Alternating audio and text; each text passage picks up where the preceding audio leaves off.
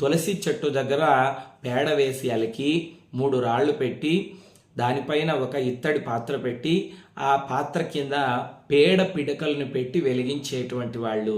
మంట సన్నగా వెలుగుతూ ఉంటే ఆ ఇత్తడి పాత్రలో పాలు పోసి బెల్లం వేసి నెయ్యి వేసి గోధుమలు వేసి ఉడికించి ఆ పాయసాన్ని చిక్కుడాకు మీద ఉంచి సూర్యదేవుడికి నివేదన చేసేటువంటి వాళ్ళు.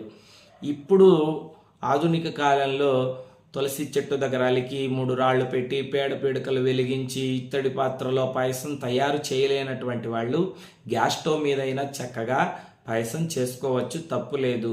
చిక్కుడాకు మీద ఆ పాయసాన్ని వేసి సూర్యదేవుడికి నివేదన చేస్తే చాలా మంచిది. చిక్కుడాకు దొరికినటువంటి వాళ్ళు తమలపాకు మీదైనా చక్కగా ఆ పాయసాన్ని సూర్యదేవుడికి నివేదన చేసి దాన్ని స్వీకరించినట్లయితే మనకున్నటువంటి అనారోగ్య సమస్యలు తొలగిపోతాయి, దీర్ఘకాలిక వ్యాధులు తొలగిపోతాయి.